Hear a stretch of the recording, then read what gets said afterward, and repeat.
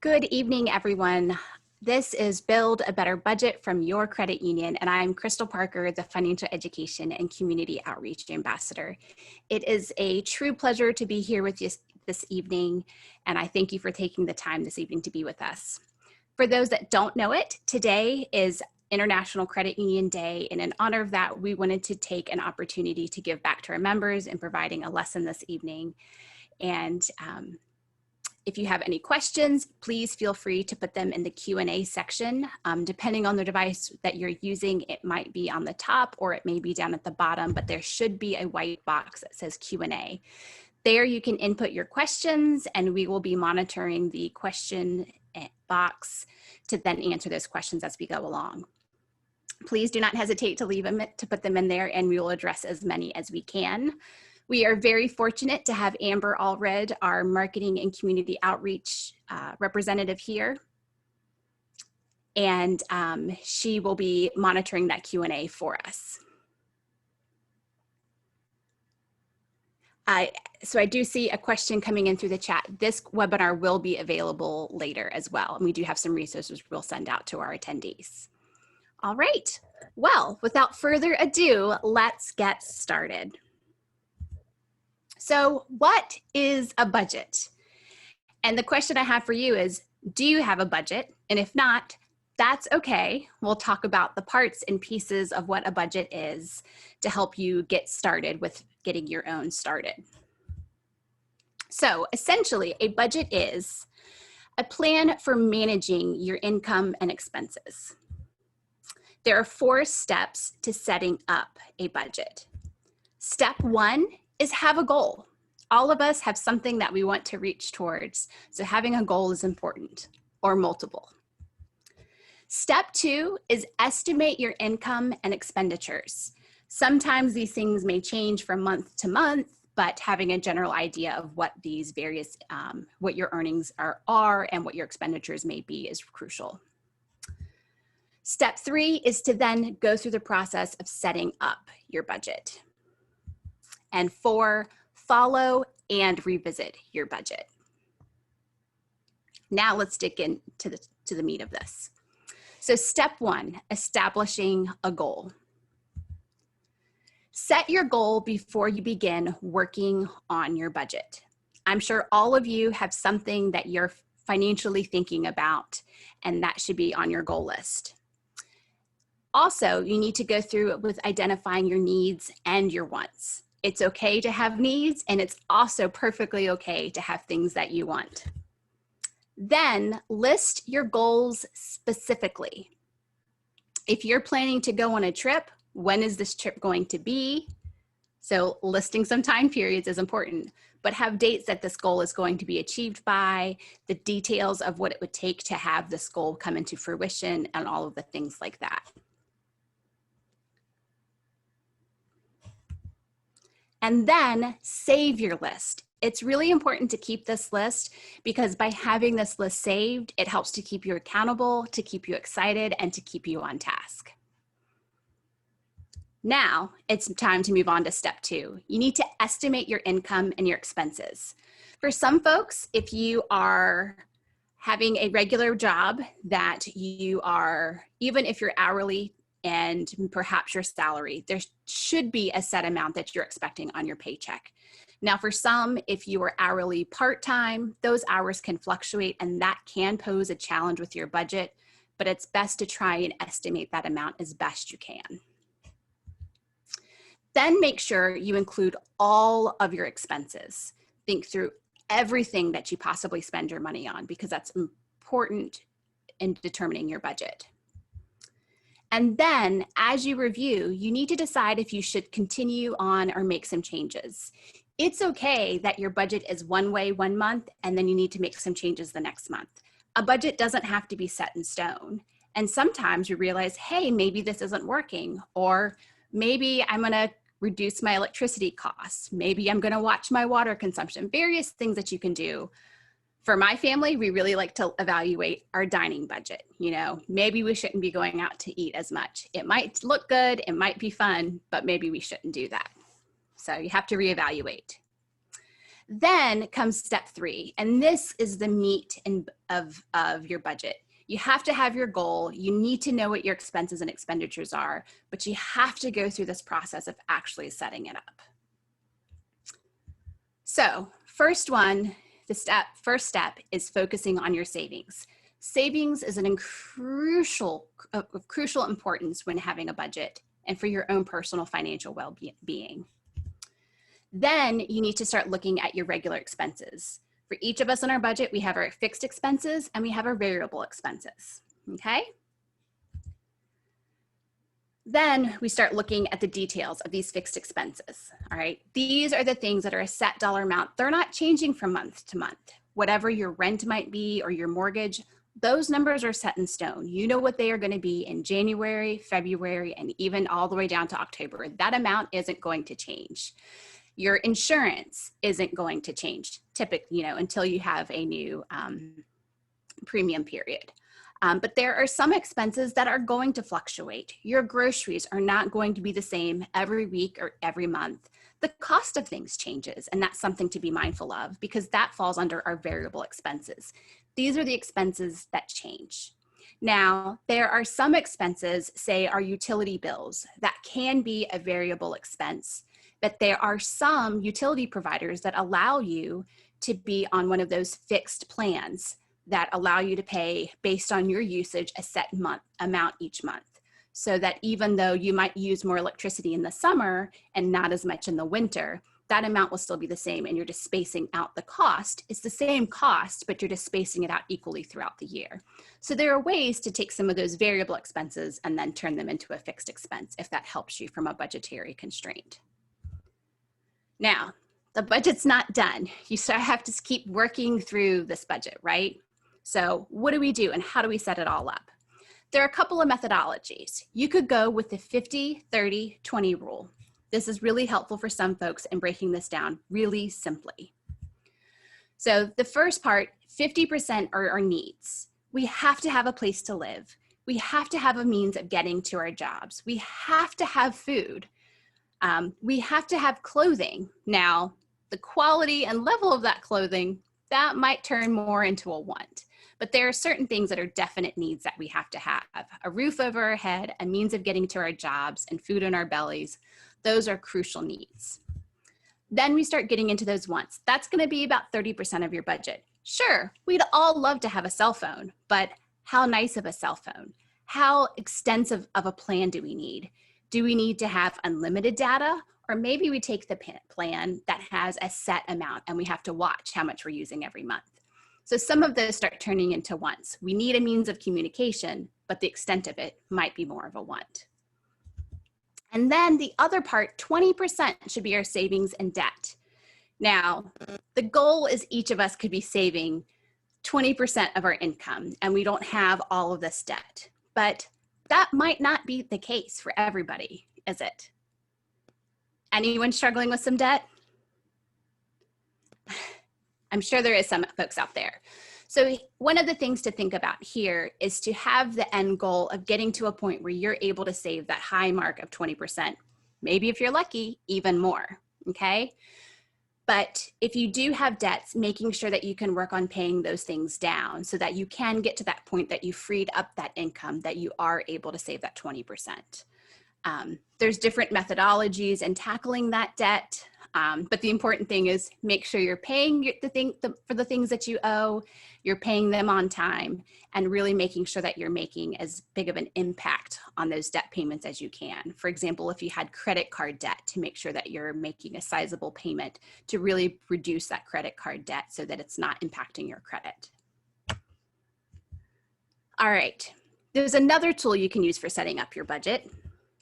And there's some basic guidelines you can get. And this digs in a little bit deeper than that 50-20-30 rule. That's pretty basic in looking at a budget, but this gets in a little bit deeper. Now, keep in mind, the percentages here are looking at your gross income, not your net. At the end of the day, what we're paying our bills with and what we're managing our money with is our net income. But this helps give you a rubric when you're just trying to look at the bottom line. I will point out that the second line on here is 20% for your taxes. So that's just kind of a guesstimated number of what people might be paying in their income taxes, okay? Now, on the previous with the 50-20-30 budget, it's talking about 30% for your housing. I believe that rule of thumb is based on looking a little bit more at keeping those housing costs a little bit lower. But here with this tool, they're recommending 25 to 40%. So just being mindful of within your budget, what works for you. Okay, some folks can afford more of that 40% on housing. Some are better off with 25%. Perhaps looking for a cheaper place so that you do have the extra income to be able to save or pay down some debt. Okay. Then you have to start looking at transportation and upkeep. I think oftentimes folks, when looking at their transportation costs, they're only thinking about the fact that you need to budget for gas. When it comes to having a vehicle, there's far more to having it than just putting gas in the tank every week. But there's those upkeeps, because if we're taking care of our vehicles, hopefully they stay in better care and we're not having to make as many repairs on them. But upkeep is an important thing to set some funds aside for. It's also important when looking at a vehicle and determining what are the maintenance costs for that particular vehicle, because some are much more expensive than others. For years, I always drove a Honda or a Toyota because I loved the aspect of being able to keep my maintenance costs down. They were reliable. I wasn't having to do as many repairs. But I've had friends that love their luxury cars, and someone was desperate to have an Audi, got their Audi, and then they realized they weren't able to keep this car because the maintenance cost just for the basic maintenance was too expensive, and they eventually sold it. So just important things to think about as you're navigating your budget or making decisions that will then impact your budget. Now, an important thing, and this one speaks right to my soul, is food. They recommend that this be about 10% of your budget. And this is to think about not only your groceries, but even your dining, or perhaps you move your dining down to your other expenses that you've got to really watch what you're doing. Each of us is a little different. Perhaps our work environment leads to going out to lunch more often. Perhaps your work environment leads to taking your lunch more readily. But really looking at what's going to be the cost-effective thing for you. But your food's typically going to include your groceries and your dining out, and making sure that you're doing so responsibly. Next is clothing, budgeting about 5%. Now, some months we might not be shopping as much, so you're kind of keeping that little nest egg of clothing money and rolling that into the next. Perhaps you like shopping every month, so trying to keep that a little bit closer to 5%. The next part, as you move down, is savings, 10% and up. 10% should be the goal should be a 10% minimum of savings. If you can save more, great. There might be situations where you're really living paycheck to paycheck and 10% is really hard, but working towards that as a goal. The next part of your budget is entertainment and vacations. That should be about 5%. All work and no play is no fun for anybody. So making sure that you're setting aside some of those funds so that you are able to do things that bring you joy is really important too. Now, debt. That happens to many of us, if not all of us. There's various types of debt. Perhaps it's credit card debt, personal loans, student loans. There's a variety of different types of debt, but that's ideally getting that to be about 5% of your budget. And being mindful of those, working towards that as a goal. If you look at your budget and your debt's more than 5%, it's no reason to beat yourself up, but to remember that this is a goal to work towards and to keep paying on those debts so that you can get this closer to a more reasonable number. And then 5% and up for your other expenses. As you start to add all of these things up, perhaps you keep your housing costs closer to 25%, so that frees up your budget to make some changes in other areas to allow for doing more.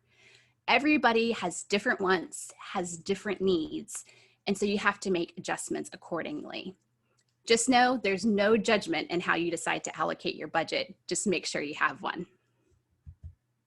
Now, we want to keep the conversation going about setting up the budget. I've talked about all of the different pieces, but if I can emphasize any of them the most, it's pay yourself first. You have worked hard for your money and you should reward yourself for doing so. So make that the #1 priority in your budget. Figure out what it is that you can save and pay yourself first. Saving or investing your money makes it less tempting to spend your money. If that money that should be in your savings account is sitting in your checking account waiting to be spent, it's highly unlikely it's going to make it to your savings account where it's doing the important thing, making it work for you. I am someone who loves to see my saving statements come through or to watch my account through digital banking and see that those dividends have been deposited to my account and I've earned some more money for that hard work that I have, the money that I've worked hard for and been saving really hard to keep earning those dividends. So pay yourself first. Now, I want to reiterate this again, make savings a priority. Deposit the money you don't plan to spend. So if you have money allocated in your budget for savings, make that part of your routine after you get your paycheck, either set up an automatic transfer. Personally, I find that to be really easy. If your employer allows it with your direct deposit, you could have part deposited in your savings account, part of it deposited into your checking account, and then you're never having to worry about making sure you're making that savings happen. If you automate it, it makes it a little less tempting to touch it.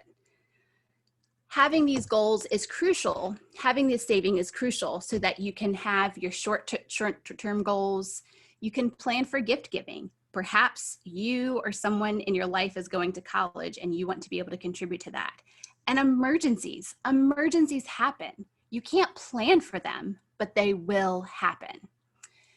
There is a large percentage of Americans that don't have $400 in their savings account to even cover a small emergency. I hope you're not one of those individuals, but if you are, have no fear. It's never too late to start saving and to start building up that emergency fund. Every little bit you can put in makes a huge difference. And then the best part of savings is that it can earn interest. I love watching my money work for me, okay? Your credit union, if you have $100 or more, it starts earning dividends automatically, and each quarter you'll see those deposits coming in. But there are other options that if you have more money you want to set aside, say you want to put in certificates, those are options you can use for savings, and there's a variety of other options depending on the financial planner you speak with.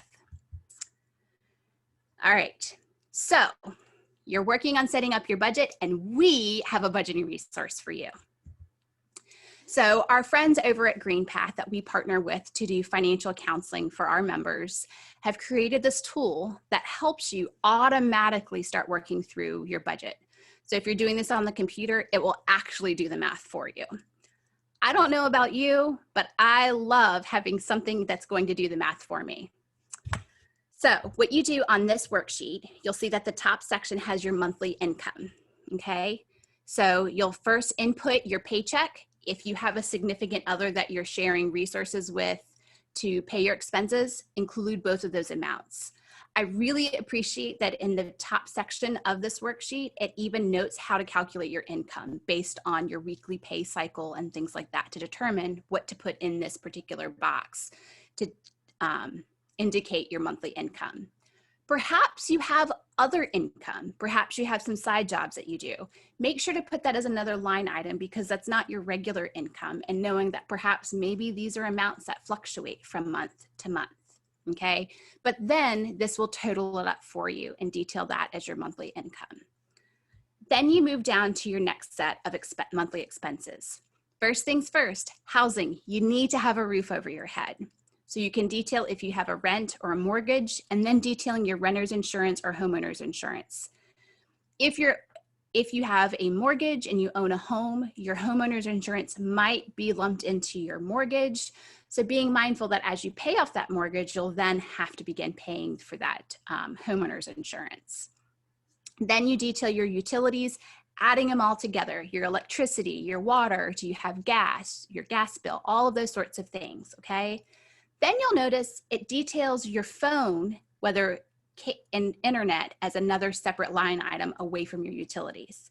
Being mindful that some of these things and these particular housing expenses are wants, not all of them are needs. We might need a means of communication, but we might not need the fanciest, best of all things. I know the iPhone 12 just came out, but we don't all need one. We might want one. So being mindful of those sorts of things. Now you'll have other housing expenses. Perhaps you've already paid for your mortgage, so you're having to allocate for property taxes so that you're not having one unexpected bill coming your way, that you're saving a little bit each month for when that bill does come. All right. Then you get down to your food. You have to have food. We all need to eat. So then thinking through, what are you spending on groceries and household supplies? I think a lot of folks think about just the food that they eat, but I don't know about you, but I kind of like my bathrooms and my kitchen to be clean. So there's some household essentials that you also need. So making sure you have the various cleaners, you have toilet paper, paper towels, all those sorts of things. Those are other added expenses that we're not buying every time we go to the grocery store, but we do need to budget for those as well. Then setting aside money for meals out. I love a great local restaurant, and as much as I'd like to try all of them, that's just not possible with my budget. So making sure I've set aside a certain amount I'm willing to spend on going out to eat, whether it's lunch or dinner, breakfast, brunch, and sometimes telling friends no, that, hey, I just can't make it because it's not in the budget right now. Next, thinking about whether or not maybe you have some other food expenses. Do you like going out to get coffee on your way to work or meeting a friend for coffee periodically? Maybe we don't go to Starbucks every single day or your favorite local coffee shop, but maybe you also like to get a meal subscription. Buying all of your groceries might be too much, so you've kind of crunched the numbers and figure out if a meal subscription is right for you. That's somewhere that this would go in this particular worksheet. We then move on to the next part of this worksheet and look at transportation. Transportation is important. We have to have a means of getting where we need to go, whether it's to work, to the store, to childcare, various things like that. So looking at the fact that if you're using public transit, do you take GRTC to get where you need to go? Folks living in larger cities, taking the metro or the bus is a pretty normal thing. So those costs might be different. Then including your gasoline costs, as I mentioned earlier, your car maintenance, so your oil changes, your tires. Tires aren't something we're needing to buy all the time, but thinking about what do tires cost for your vehicle, how often do you typically need to change them, and setting the money aside little by little so that those funds will be available when the time comes. Next, you'd include your car payment if you have a loan. A credit union always has great rates, so hopefully you can keep that car payment nice and low, but also including that in your budget as well. And then perhaps there's other transportation costs. If you live on one side of the river and you're driving to the other side, you might be paying tolls. Perhaps you've got to pay for a parking deck because you work in the city. There's different things like that, but making sure including all of those things into your budget. Next, we move on to the next section, health. We've got to keep ourselves healthy, right? So including your prescriptions and medications if you need to take any into your budget. Then thinking about health insurance. For some of us, health insurance might be deducted out of our paychecks. If they're not, you do have to allocate funds for that. So including that here in your budget. And then also thinking about other medical expenses. Do you have to pay a copay when you go to the office? Do you have a kid that gets sick a lot and you're regularly having to pay for that sick visit? So making sure you're setting money aside so that you have the funds available when you need it. Next, we move down a little bit and we start looking at personal items that we're needing to spend in our budget or our family. Do you need to pay childcare? Kids are expensive. Making sure that we're allocating how much we're spending, not just for daytime childcare, but taking a date night can be important. So setting aside money for a babysitter if that's feasible. Working our way down, thinking about, is there money that you're giving to family? If you have children, are you giving them an allowance? Do you have family that you're sending to support them and help take care of them? There's various things that we might be doing. Then we start looking, remember that clothing, our clothing and shoes budget, including that there. If you have a family, you might be needing to budget a little bit more because you're providing clothing for more than just yourself. Then we work our way down a little bit. As I mentioned before, all work and no play is no fun, so allocating some money for entertainment, whether it's going to the movies or concerts, when all of that is safe to do again, but making sure you're setting aside that money for entertainment so that you are able to go and have fun. Then we work our way down a little bit more and we get to subscriptions. I feel like there's so many subscriptions we can choose from now that it can almost be overwhelming. or we could be spending far more money than we realize. Do you have Netflix or Hulu or Spotify or Apple Music or Amazon Music? There's so many different things that we could be subscribing to, but really taking a hard look and including all of those things in your budget. Then looking at pet care. If you have pets, making sure you're setting aside money to provide them the care that they need, that you have their food taken care of. If you have a cat, are you allocating money for your kitty litter, your vet visits, all of those sorts of things. And then other personal care, family care expenses, toiletries, makeup, haircuts, all those sorts of things. Some of us have been waiting a long time to get a haircut, so maybe those reserves are building up and you can get a really good one when all of things calm down. So different things like that. Then you get down to the final section of your budget, other. This is where you start talking about school costs. Do you have student loans that you're paying for? Are you buying school supplies for your children? There's so many different things in here that you could include. Then getting onto your other debts, personal loans, credit cards, things like that. Then there's that savings item. It might be towards the bottom of the budget, but it doesn't mean it's not important. So allocating how much are you putting in savings, looking at not just a personal savings, but your emergency fund, a holiday fund, so looking at gifts and things for the holidays and decorations, and even vacations, so planning long-term for those things. And then any other types of expenses. Any budget worksheet tries to accommodate everything, but each of us is totally different and our budgets might look slightly different. So these might not be exactly the same. And then this worksheet will tally it up for you. Just to show you, I just threw some numbers in the worksheet so you could see that this is going to fill everything in for you, okay? And then down at the end, it will then give you the total. I spent all of my money in this fake budget. And hopefully some of us can have a surplus, but the reality is for many of us, we are having to allocate every bit that we have to our budget and figure out where it needs to go. If you have extra, what do you think you should do with it? Save. So that's always my recommendation. Save as much as you possibly can because you never know when you're going to need those funds. All right, step 4, the final step of your budgeting process. Follow and revise the budget. Allocate income to the items in your budget. So you go through and you figure everything out, you use the worksheet and you allocate it all. You can deposit all of it into checking and then you write your checks, use bill pay, whatever tool you prefer to use for paying all of your bills and making sure you're setting up that savings to happen. Some like to cash their paycheck and perhaps use like the envelope system to allocate the different parts of their budget into these various envelopes and pay from that. Do what works for you. I'd always encourage you, if you can, keeping that in the credit union keeps your money safe because having it in cash means it's something that somebody can take where your money is safe and protected if it's in your account. So different people have different ways of managing their money and you have to do what works for you. And then make sure you keep accurate records.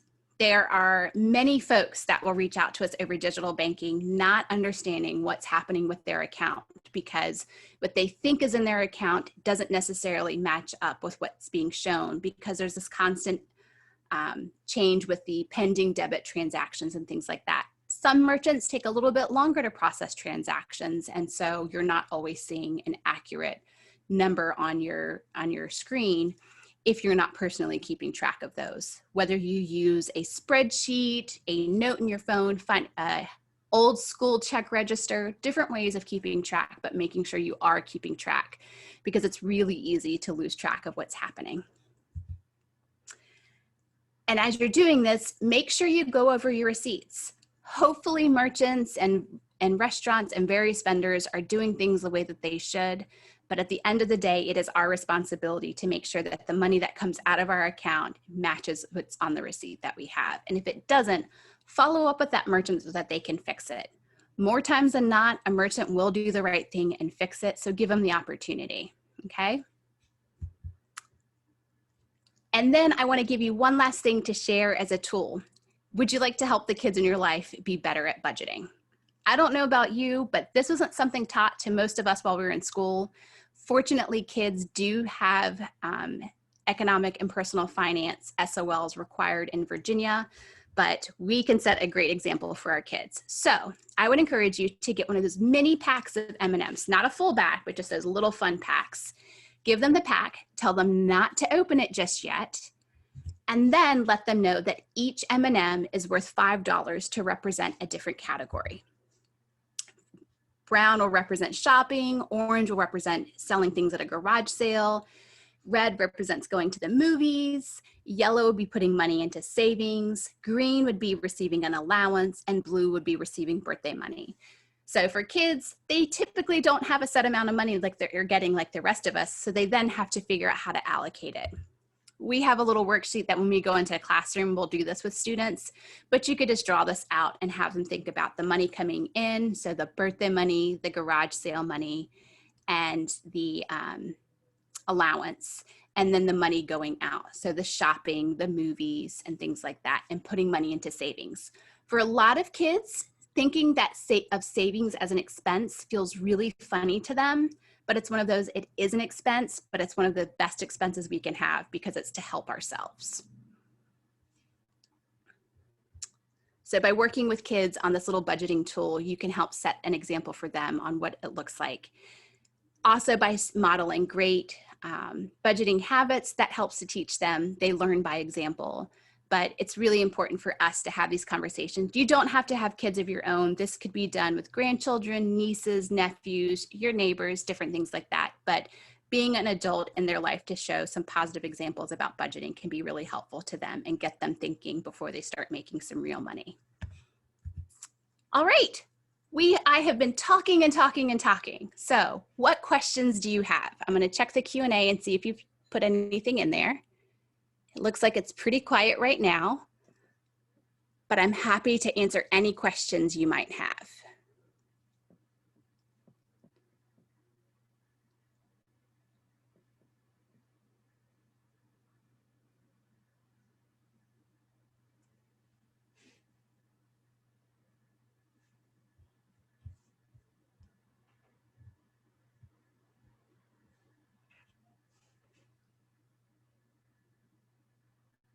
Anyone have any questions about anything we've covered? Want me to go back and show something that we've already talked about?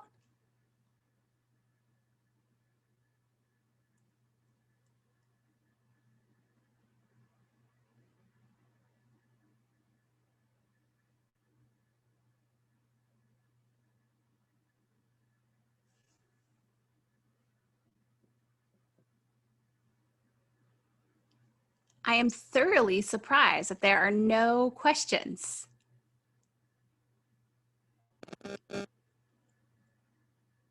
Well,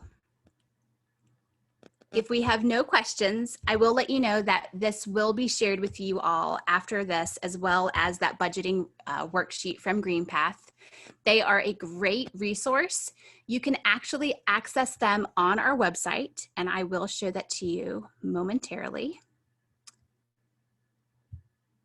If you go to henricofcu.org, and if you're at the top of our page, and you go to our resources tab, there's a various tabs along the top, and go to resources and go down to financial counseling and click that. That'll take you here to GreenPath.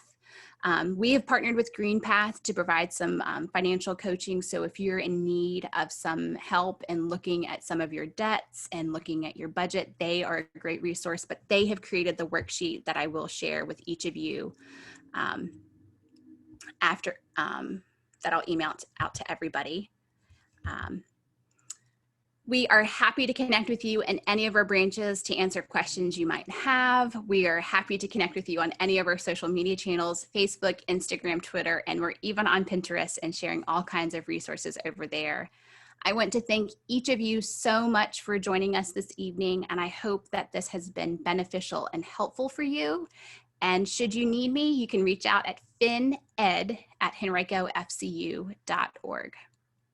Thank you all so much for joining tonight.